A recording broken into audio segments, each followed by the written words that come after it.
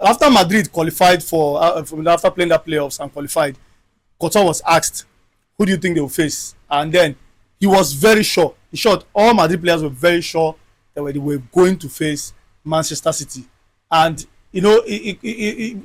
this feature has become very annoying to watch. It's become so bored. I think I've seen so many Man City versus Madrid game more than most people have seen Champions League finals game. I think it's becoming boring now, and almost every season. Almost every season it just keeps happening. So it keeps happening. But the twist here for me is that I just know from the start. I just know that Man City will go through. I think this is the first time since Madrid and Man City are playing that I'm very sure that Man City will go through, unless something wants to just happen. I know the Madrid have the heritage, the whole Champions League heritage, Champions League team and all of those things. But I think this feature just seems to favor Man City a lot. Number one, Madrid this season. I keep asking Madrid fans and people who support Madrid or follow Madrid that, why do you think that Madrid have a very good team, decent team? Madrid have more injuries than they've had more injuries than Liverpool have won games this season. Like you just have to throw Liverpool in there. Their whole back line have been injured at one point this season. The whole back line have been injured. There were times Valverde has played as a 2, played as a left back. As a right. I think he has been playing left back this season. I think Valverde has played everywhere in that defense. Valverde, yes, he's Mr. What's it called? Utility. But it doesn't always you look at the midfield. You have what's his name, Tchouaméni and Camavinga. These guys are not Toni Kroos or Modric in any way. Madrid do not. The only thing that makes Madrid look, is that Mbappe factor that's there, and then Vinicius Junior that has, come up produce moment for them this time, and that's why I feel like this feature does not favor Madrid in any way. Man City looks like a team that have picked themselves up, even though they are shaking it in the Premier League. But that to beat the Man City side or to get the point out of Man City side, you have to sweat, and I don't think it will much of a sweat on their side when they face this Madrid side. They are more complete and more more of a team that wants to win than Madrid themselves. The whole hype about Madrid being a Champions League team, I don't think it will work this time. But let's talk about this game, this feature. Well, it's a big game, no doubt. A very, very big game. Even as you are bored of seeing this game, me too, I'm bored of seeing this game. Since 2020 season, and 2020-2021 season, I think they've played virtually every season since then. Either in the group stage, in the quarterfinals or round 16. In that vein, we've seen Manchester City win the league, the Champions League. We've seen Madrid win the Champions League. So I think this game, knowing the fact that why this game is a big game, is because of the history of these teams. But Manchester City, they're a big team in England.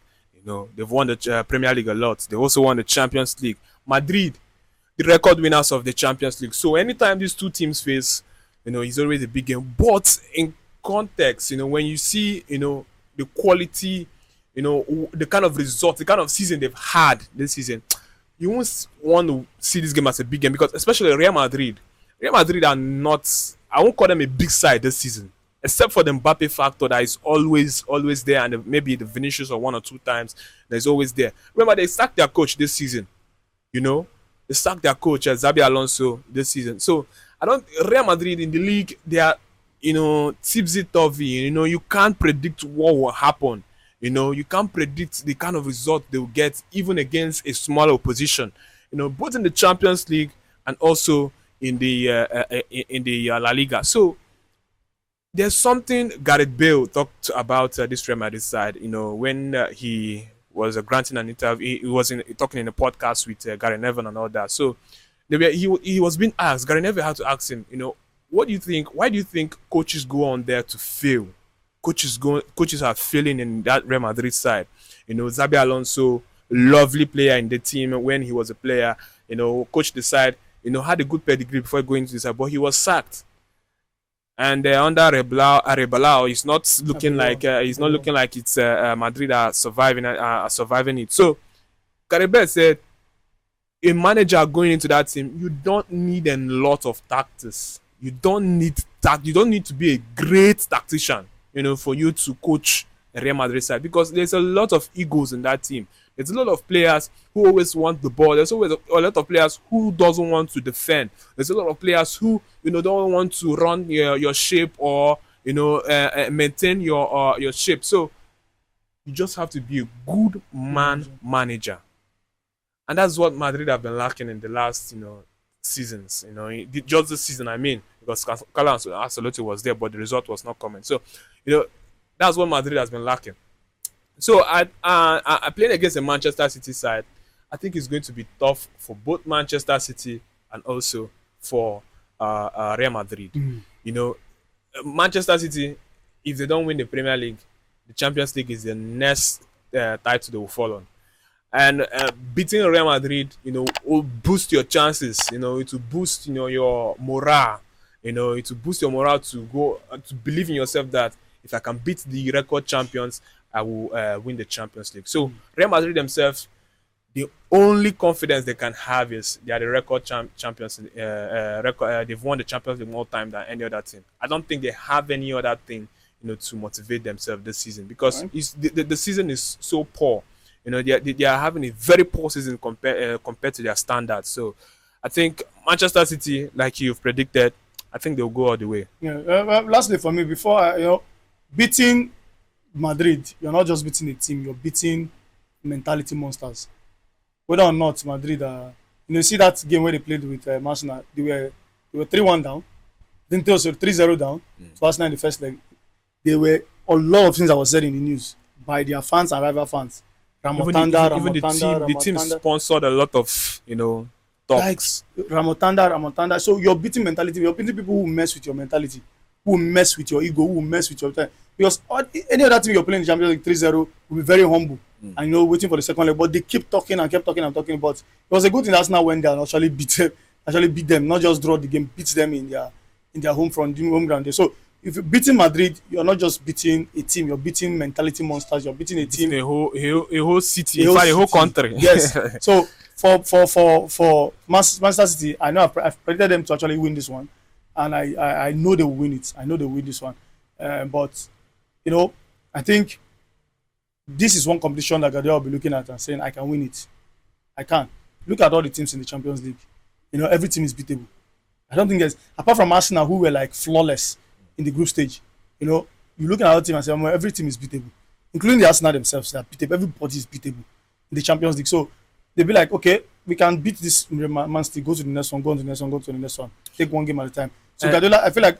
And you know why I think Manchester City will win this game, because it's looking like this will be Pep Guardiola's last season. Yeah. So every competition he's playing now, he's giving his all. You can see if you watch the game against Newcastle, Doku was fouled. You see the way he was furious. He almost got into the referee, like he wanted to, fight with the referee.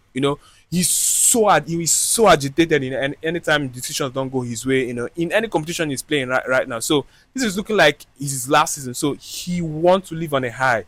Either he wins the Premier League, he wins the Champions League, or the Carabao Cup, or the FA Cup. So he wants to leave Manchester City with a high. And for Real Madrid, it's looking like Arribola is just stabilizing things. I don't think targeting the Champions League is in their menu for the remainder of this season. So I don't think they're pretty much motivated or pushing for the title. I don't think so.